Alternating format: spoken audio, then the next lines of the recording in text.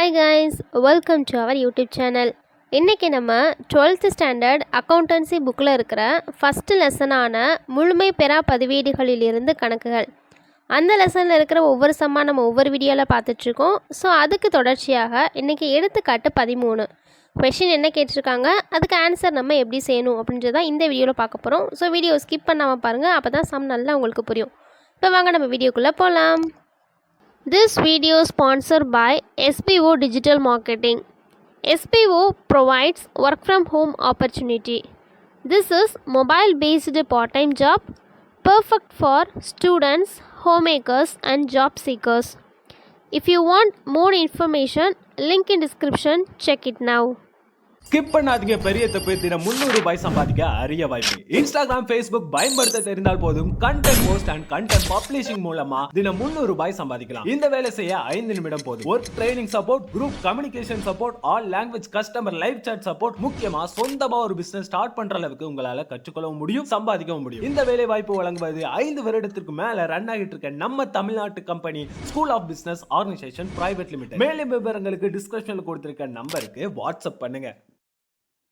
பின்வரும் விவரங்களில் இருந்து மொத்த விற்பனையை கணக்கிடம்னு சொல்லிட்டு கொஷின் கேட்டிருக்காங்க. கீழே டேப்லர் காலத்தில் விவரம் ரூபாய் 2017 ஏப்ரல் 1 அன்று கடனாளிகள்னு சொல்லிட்டு 1,50,000 கொஷினில் கேட்டிருக்காங்க.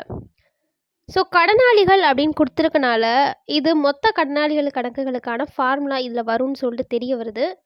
ஸோ ஏப்ரல் 1ன்னு கொடுத்தனால இது இருப்பு கீக்கோக்கான அமௌண்ட்டு. 2017 ஏப்ரல் 1 அன்று பெறுதலுக்குரிய மாற்று சீட்டு. ஸோ இப்போ இதில் பெறுதலுக்குரிய மாற்று சீட்டு கணக்கும் வருது.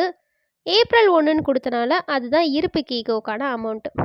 கடனாளிகளிடமிருந்து பெற்ற ரொக்கம். ஸோ இது கடனாளிகளுக்கு வரும். பெறுதலுக்குரிய மாற்று சீட்டுன்னு இருக்கிறது ஃபுல்லாக பெறுதலுக்குரிய மாற்று சீட்டு கணக்கில் வரும். ஸோ அதை எப்படி செய்யலான்றதை வாங்க பார்க்கலாம். ஆன்சரில் ஃபஸ்ட்டு பெறுதலுக்குரிய மாற்று சீட்டு கணக்கு விவரம் ரூபாய் பற்று வரவுன்னு சொல்லிட்டு ஒரு டேப்லெட் காலம் ஓப்பன் பண்ணிக்கலாம். இருப்பு கீக்கோ அப்படின்றதுக்கான அமௌண்ட்டு தான் 2017 ஏப்ரல் 1 அன்று பெறுதலுக்குரிய மாற்று சீட்டுன்னு சொல்லிட்டு கொடுத்துருக்காங்க. ஸோ இப்போ இருப்பு கீக்கோ அப்படின்னு போட்டு அந்த 40,000 ரூபாவை எடுத்து எழுதிக்கணும். அப்புறம் கடனாளிகளிடமிருந்து பெற்ற ரொக்கம். ஸோ இது அந்த கணக்கில் வராது. பெறுதலுக்குரிய மாற்று சீட்டுக்கான ரொக்கம் பெற்றது. ஸோ அந்த கணக்கு தான் செஞ்சிட்ருக்கோம். அப்போ ரொக்க கணக்கு அப்படின்னு போட்டு 90,000 ரூபாய் எடுத்து எழுதிடணும். அப்புறம் பெறுதலுக்குரிய மாற்று சீட்டு மறுக்கப்பட்டதுன்னு இருக்குது. மறுக்கப்பட்டதுன்னா என்ன எழுதுவோம், நல்ல ஃபார்முலா படிச்சிருந்தாங்க அப்படின்னா இதை ஈஸியாகவே போட்டுடலாம். கடனாளிகள் கணக்கு ப்ராக்கெட்டில் பெறுதலுக்குரிய மாற்று சீட்டு மறுக்கப்பட்டது. ஸோ 10,000 ரூபாய் வரவு சைடு வரும். விற்பனை திருப்பம், இதுவும் பெறுதலுக்குரிய மாற்று சீட்டு கணக்கில் வராது. 2018 மார்ச் 31 அன்று பெறுதலுக்குரிய மாற்று சீட்டு. ஸோ மார்ச் 31 வந்தனால இதுக்கு பேர் தான் இருப்பு கேஇ. எவ்வளோ, 30,000 ரூபா. அதுவுமே வரவு சைடு தான் வரும். ஸோ இப்போ எல்லாத்தையும் நம்ம டேலி பண்ணோம் அப்படின்னா 1,30,000 ரூபா தான் பெரிய அமௌண்ட்டு வரவு சைடு வரும். ஸோ பேலன்ஸ் அமௌண்ட்டை பற்று சைடு போட்டோம்னா அதுக்கு பேர் தான் கடனாளிகள் கணக்கு. அவ்வாண்டில் மாற்று சீட்டு பெற்றது இருப்பு கட்டும் தொகைன்னு சொல்லிட்டு ப்ராக்கெட்டில் போடணும். இதுக்கான அமௌண்ட் எவ்வளோன்னு பார்த்தீங்க அப்படின்னா 90,000 ரூபாய். இதுதான் இப்போ நம்ம பெறுதலுக்குரிய மாற்று சீட்டு கண்டுபிடிச்சாச்சு. நெக்ஸ்ட்டு மொத்த கடனாளிகள் கணக்கு விவரம் ரூபாய் பற்று வரவுன்னு சொல்லிட்டு டேப்லெட் காலம் ஓப்பன் பண்ணிக்கலாம். இதில் 2017 ஏப்ரல் 1 அன்றுக்கான கடனாளிகள்னு கொடுத்தனால இருப்பு கீக்கோக்கான அமௌண்ட்டு 1,50,000 ரூபாய். மாற்று சீட்டு பெற்றது கடனாளிகளிடமிருந்து பெற்ற ரொக்கம்னு கொடுத்தனால அந்த 3,90,000 ரூபாய் அப்படின்றது வரவு சைடு நமக்கு வரக்கூடியது. விற்பனை திருப்பம் அப்படின்றது வரவு சைடு வரக்கூடியது. பெறுதலுக்குரிய மாற்று சீட்டு கணக்கு, அதாவது மாற்று சீட்டு பெற்றது 90,000 ரூபாய் அப்படின்றதும் வரவு சைடு வரக்கூடியது. பெறுதலுக்குரிய மாற்று சீட்டு மறுக்கப்பட்டது அப்படின்றது மொத்த கடனாளிகள் கணக்குகளுக்கான ஃபார்முலாவில் நம்ம வரும். ஸோ அதை பார்த்துருந்தீங்கனாலே தெரியும். என்னென்னலாம் ஃபார்முலாவை தெளிவாக படிச்சிருக்கீங்களோ கொஷினை வாசித்து அப்படி அப்ளை பண்ணுறது தான். ஸோ இப்போ இருப்பு கீக்கான அமௌண்ட்டு 1,30,000 ரூபாய் அங்கேயே மார்ச் 31 சொல்லிட்டு கொடுத்துருக்காங்க. அதனால் அப்படியே எழுதியாச்சு.